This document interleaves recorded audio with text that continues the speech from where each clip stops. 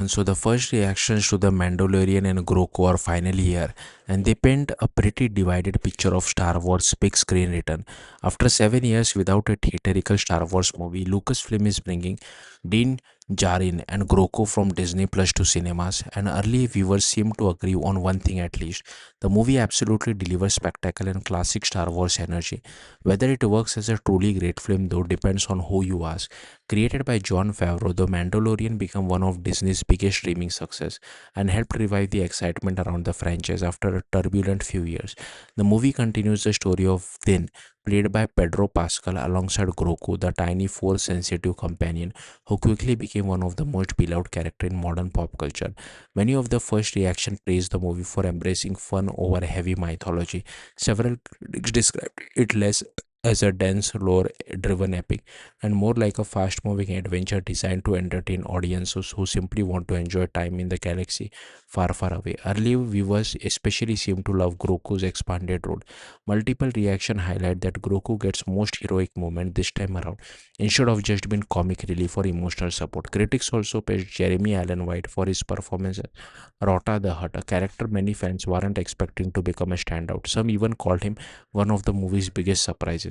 A lot of the positive reactions compare the film to a classic Saturday matinee adventure, simple, weird, creature filled and designed primarily for entertainment.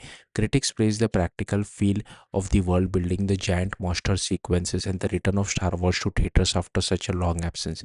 There's also strong praise for composer Ludwig, whose score reportedly gives the film a unique style inspired by synth heavy action and horror movies from the 1980s.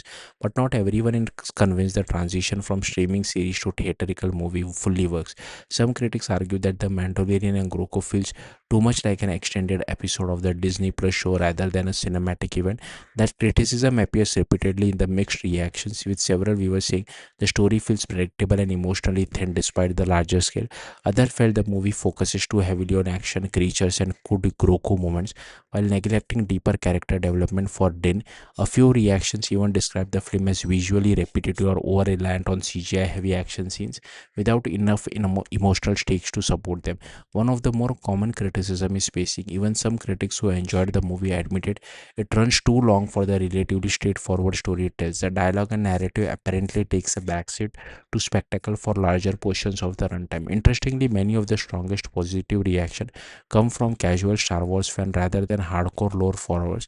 Some critics specifically praised the movie for avoiding complicated canon homework and instead delivering a standalone adventure that audience can simply enjoy without needing extensive knowledge of every Disney Plus series or animated spin-off.